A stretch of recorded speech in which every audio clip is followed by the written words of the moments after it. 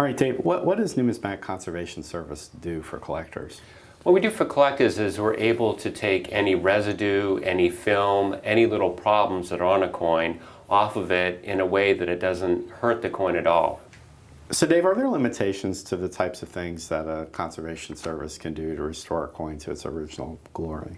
Yes, there is. And first, we can start out by saying that before a coin is even worked on or conserved at all, it's looked at 2 or 3 people who actually are very familiar with the coins, the metal, the type, all the idiosyncrasies of the coin, and we look at it and to see not only what can be taken off, but also to preserve as much of the original surface as possible.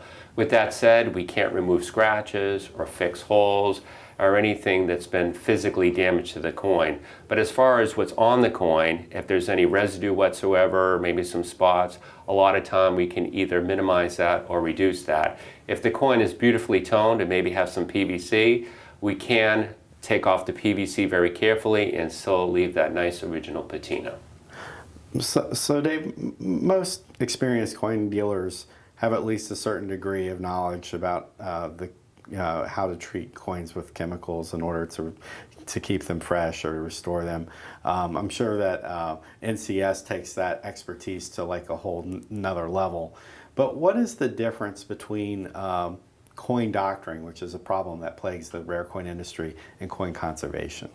Right. So I think the big difference is with coin conservation, we're trying to make the coin look as original as possible by moving any residual films or anything to do with the coin, but really keep the original surface of the coin. Whereas coin doctoring more is to fill it in. It's deceptive. It's just trying to get to the next grade.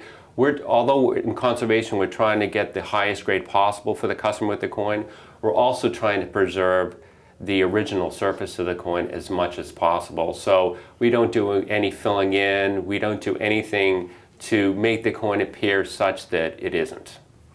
Can you explain to me that NGC has a relationship with the Smithsonian Institution's National Numismatic Collection? What services has NGC offered the Smithsonian to help preserve its coins, which weren't always taken care of in the best possible way? Right, and certainly you bring up an interesting point. Over the years, conservation or coin cleaning has changed in various amounts, from putting arsenic on coins, and to cleaning coins physically. It's just there was a lack of education, lack of understanding how coins are made, all the way down to how coins are cleaned and stored. So basically we had the unique opportunity to work with the Smithsonian, who has, of course, the best coins in the world, well over 1 million articles of numismatic, and some of the rarest U.S. coins. And a lot of those coins in the past, the way they were displayed is they had wax in the back of them that was stuck to a board, which was common back then, but today it's not done, because obviously where the wax is, it will prevent any toning on the coin, but where the wax wasn't, it could tone, making for an undesirable look to the coin. But most of all, you had this sticky residue on the coin that if you were a researcher, it was really hard to do. So what people tended to do is take their fingernail or something and try to remove it to see which could scratch or damage the coin. So we work with the Smithsonian, we work with their conservation department on neutralizing all the coins, removing the residue on the coin, taking off the wax, but again, leaving all the original surfaces as much as possible. And along with that, we worked with NGC in holding the coins in an inert holder in order to preserve them for future generations.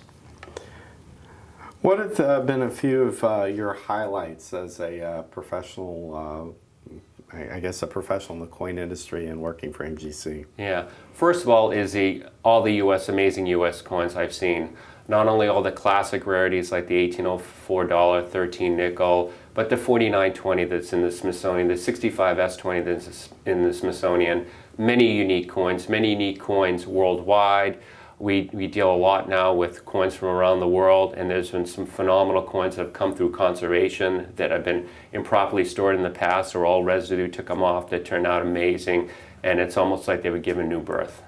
So NGC has also been involved with the preservation and certification of shipwreck treasure, recovered shipwreck treasure, like the SS Republic and other finds. What is that experience like? Well, that was unique because we had to consult with outside professionals in order to assist us, because these coins were underwater for such a long time and had developed a whole different scenario than when you used to when the coins are just stored improperly, meaning there was encrustation, they were involved with iron residue and things like that. And what was amazing is most of these coins, we didn't know the date, we didn't know the denomination until we conserved them. So every one was like opening up a little treasure box. And of course, with the SS Republic, there was quite a few extreme rarities that showed up. And there was other shipwrecks we did where literally it was all in concretion. When we took them apart, there was coins from all over the world. So it also goes back and it tells a little piece of history of what was used during that time period when the ship sank. Right, and obviously different metals react quite differently to the saltwater conditions that the Republic sank in. Correct. So again, when you start with your base metals or your coppers, they tend not to survive so well because, you know, copper is very porous and gets eaten in. And then silver was the next level up, and then of course you get to gold, one of the most noble metals. And for the most part, once you were able to get the incrustation out, they were phenomenal coins.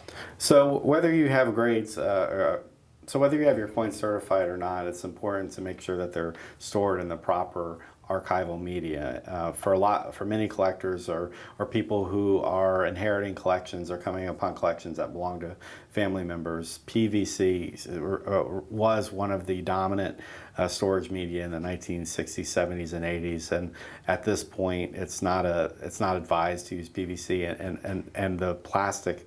The soft plastic is breaking down on the coins and perhaps ruining them as we speak.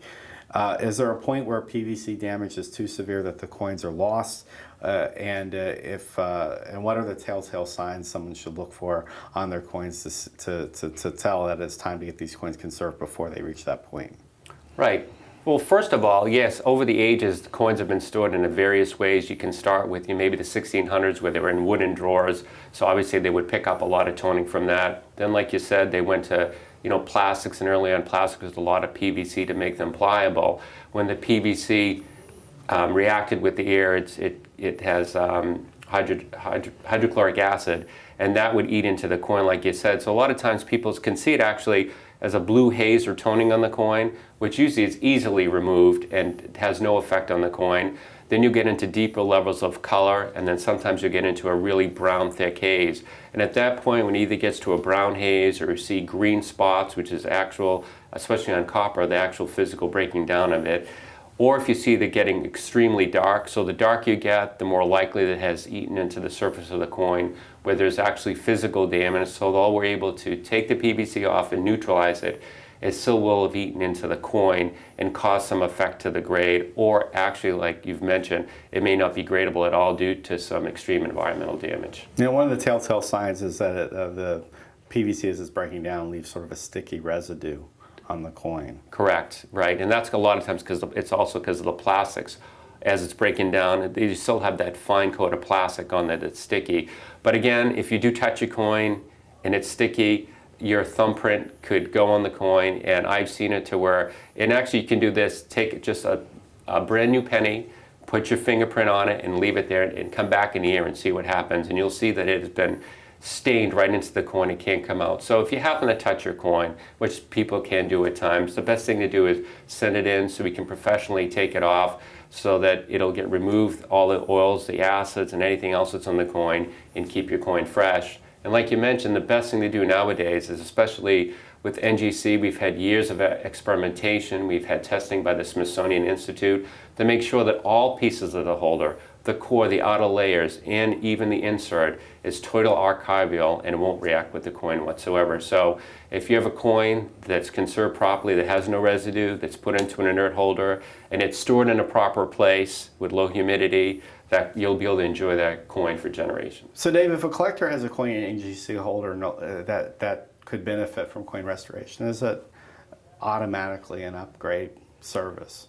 No, that's probably the biggest fallacy. The reason a lot of people attribute to an upgrade is because, again, we do such a good job and we're able to remove all the film in the coin but not do anything to the surface of the coin, that a lot of time it has a very positive eye appeal that it will get it to the next grade. But that's not a certainty, and there's a lot of people that do not send coins in for the upgrade, but they send in because it doesn't look nice. It has a red spot on the gold or something like that. It's just to make the appearance a lot better. And again, if the appearance is better all the time, yes, it will get a higher grade. But also, the contrary to that is sometimes if it is full of heavy PVC or a film, it can also reveal stuff that you couldn't see before. So there's no assurance that it will keep the same grade or go up. For the most part, we try not to conserve a coin if we know it's definitely going to go down without consulting the customer, because grade has a lot to do with value nowadays. But again, our job basically is to make the coin as neutral as possible and to get off any film. An added benefit a lot of times would be that if a coin is heavily toned or ugly and we're able to remove it, it will get an upgrade. And it's also important for collectors to realize that grade is not the determinant factor on what attributes value to a coin. Eye appeal plays just as important a role as grade. So the combination of grade and eye appeal is how you maximize value in a collectible coin. Exactly, and that's why I said, say you had a beautiful Morgan that's rainbow tone that had a light spot on the forehead that you found beautiful except for the spot. Well, they sent it to us, can you please remove the spot? If we could, we'd just remove that spot, and all of a sudden, wow, now you have an incredible coin.